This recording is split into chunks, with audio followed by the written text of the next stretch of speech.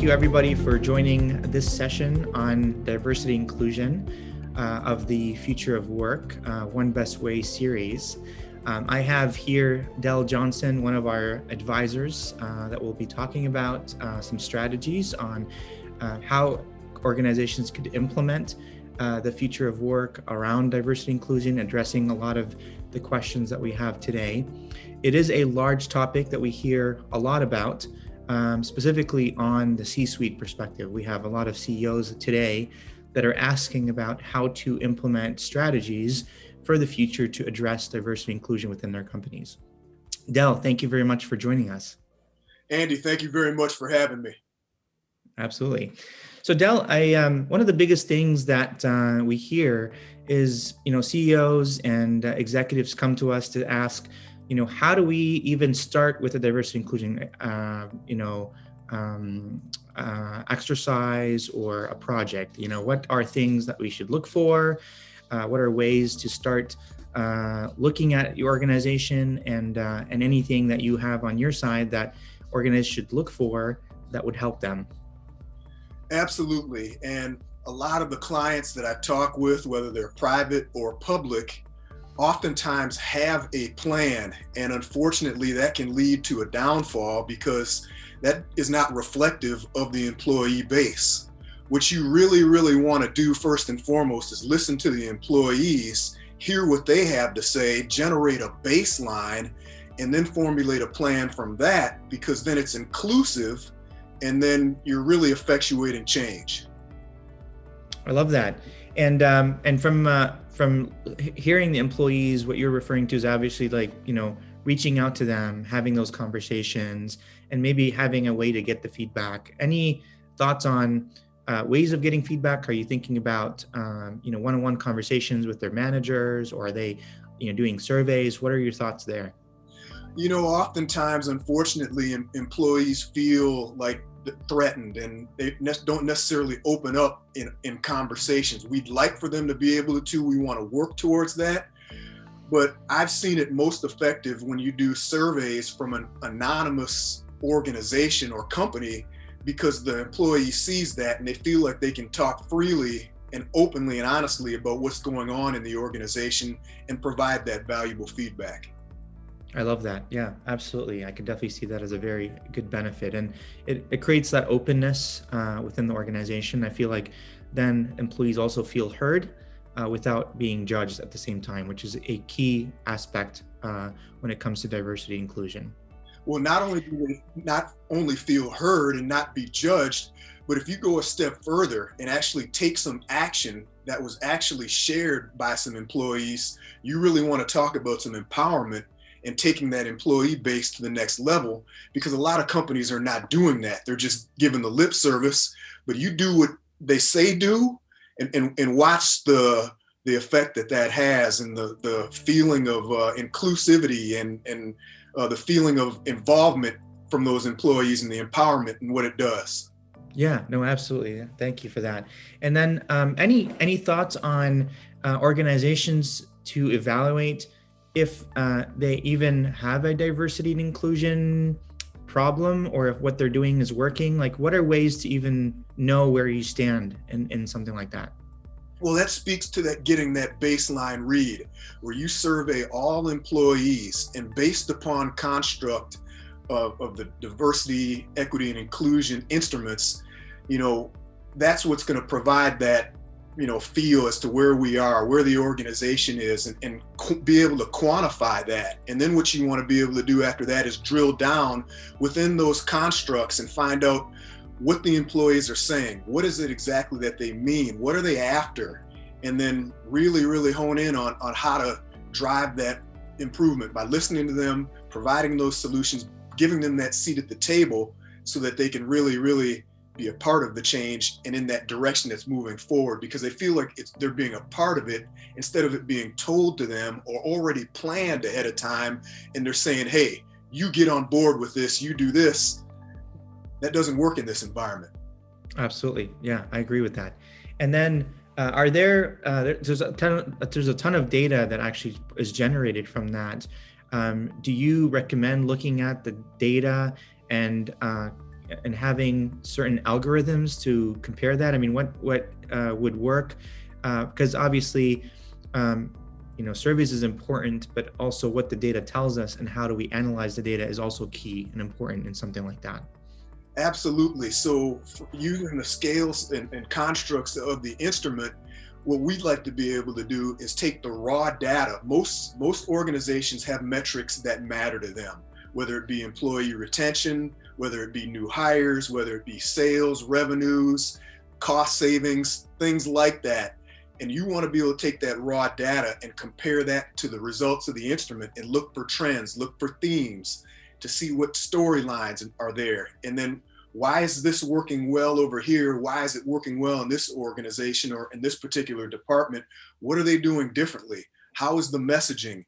Why are the employees more involved? Why are they saying this? And then also as part of the instrument, there's a write-in section where you can also compare the common themes and look for narratives to see what also said, to see if it matches with the quantitative data to really, really tell that story, and then go back and even survey, if you like, some of the department heads and say, hey, look, this is what came out of this.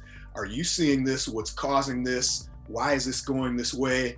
And then be able to adopt those principles to really get after what we're looking for. Yeah, no, absolutely. Thank you for that. And then my other thing is, I'm hearing a lot on, a lot of companies before used to think about it from an employee engagement perspective, right? So we want to have our employee engagement, and a lot of times when you're thinking about employee engagement alone, you end up thinking about it from an after effect. Only when you do have an engagement problem or issue or thing you'd like to resolve, only then does change happen. So today, a lot of the future of work conversation is about how do we look at employee experience, which is a proactive way of making sure the engagement numbers and data around that are always positive, because you're focused on the experience prior to even getting the feedback of the engagement. Any thoughts there, Del? Absolutely. From your side? So you take a look at the marketing arms of organizations, and they will aggressively know who their customers are, know who their target markets are, and the appropriate messaging and the right things to say to them to attract those customers. That same exercise is what needs to be done for the internal employees, because they're your best customers. They're the ones that are making your product or your service to take out to the communities, to take out to market, to drive the sales that you're looking for. And oh, by the way, if you do make that investment, you're going to get so much more bang for your buck. You're going to create an environment where retention will increase. You'll save a lot of money from new hiring, from new orientation standpoints, from that alone. And then what also is happening is that you've convinced your employee base that you really bought into them and believe in them. Then they're going back into their communities and sharing this with the people that they know and love and interact with. And that is coming back to you because they're the magnet. They're the ones that you're attracting to open up more opportunities for others. And when they see that reverberation occurs, and it just takes it to a whole nother level. Yeah, no, absolutely. And we see that a lot in the change today is organizations are becoming in tune with the human aspect, and in tune that the organizations are based on employees that are all human, that have diversity, inclusion, opinions, and thoughts.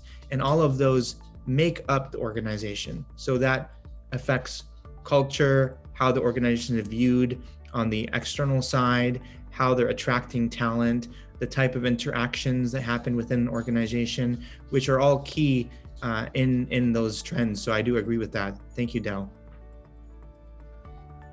Absolutely. Yeah. Well, Del, I also wanted to talk a little bit about, at FutureSolve, we look at a lot of data through AI and artificial intelligence as well. So one of the things that, we get questions about, like you mentioned, like marketing teams have a lot of data, right? And they gather data on, what their customer looks like, what kind of buying strategies they are, what kind of lifestyle they live, everything like that.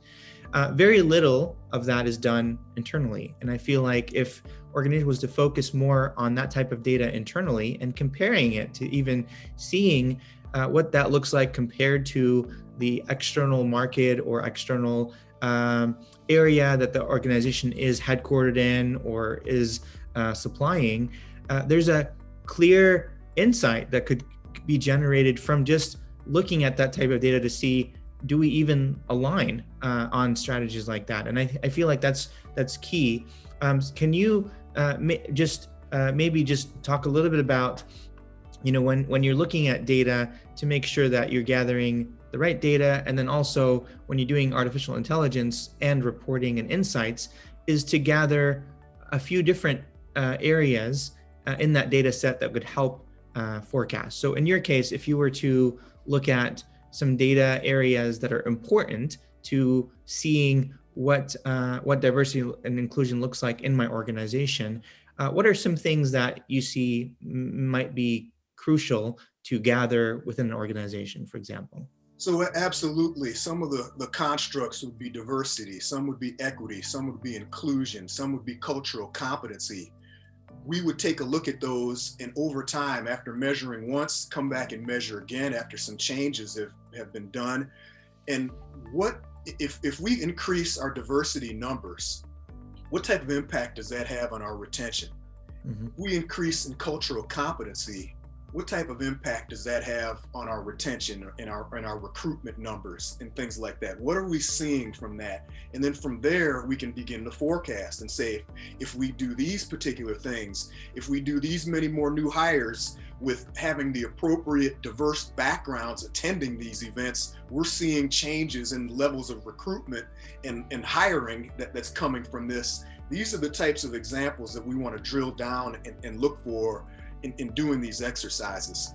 Another example, policy and practice. It's one thing to have a plan, but if it's not being enforced, what good is it? So then we're looking at the alignment of the plan. Are the resources allocated towards the diversity, equity, and inclusion? Are the budgets aligned towards that? Those are the types of things. And then we see, okay, well, we've spent more money doing these types of initiatives, and not only have we hired more people, but we've retained more people. Then from a forecasting standpoint, we know we can allocate X amount more dollars because it's going to continue to flow in that particular direction. And we're going to save money because we've created more longevity for the employee base that we have. Yeah, no, absolutely. Thank you for that. And definitely, I can relate to that. There's definitely a hard ROI on addressing that. Actually a hard ROI and an importance on how an employee feels within their workforce, which is actually being talked about every day. And leaders today are looking to make sure they have the right answers for that. What I'm hearing from you, Del, is that today there isn't necessarily a one way of addressing diversity and inclusion for organizations. Every organization is going to be its own entity that needs to be looked at in multiple ways. Data set and looking at data is one way, but obviously there's also other things that we need to do, like talking to the employees, getting feedback from the organization as a whole to see what are the areas that may need tweaking or addressing internally, and then forming the strategy. And that's the key part of actually working with an advisor similar to yourself, Del, is that there is no silver bullet. It's basically one that has to be formulated for each organization in its own unique way to address the certain bottom line and the certain benefits that they're looking to get from a strategy to make sure that their employees are satisfied, happy, feel that they belong, and have a sense of belonging within the organization. Absolutely, Andy, absolutely. Yeah. And Andy, can I add one other thing by chance? Yeah, absolutely. Just to further expound upon a point, and the true sincere efforts of diverse organizations, or that proclaim to want to be diverse, far too often I've seen mistakes where executive leadership attends career fairs and they say, well, hey, hire 4 minorities and some women, and then we'll be diverse. And unfortunately, it just doesn't work that way. There are not any quick fixes. And what ends up happening is, yeah, you may have some minorities now that you've hired, but they think the same way that you do. You've got to spend some time interviewing and get to know people so that they provide still a different level of thinking, different level of experience to really bring about that diverse background. And last but not least, and also what's major important to driving this diverse environment, you have to also tie compensation to these plans. Otherwise, it gets shifted under the rug. It's a flavor of the month, and it just lasts for a period of time, and then it's back to business as usual. So by tying that compensation, that really gets the attention of people. That lets them know that you're serious about this, and you'll be able to get and achieve the goals that you're looking for. Yeah, no, absolutely. That's a great point. Thank you for noting that. For our clients, if you have any questions or need to have a conversation with Dell, we're happy to make that happen. We're here to support the organizations through the issues that are arising, and we're here to make sure that those are resolved and addressed at the appropriate time with the right action. I look forward to having more of these with you. Maybe we'll do another topic soon, but in the meantime, thank you very much for the time. Andy, thank you for having me.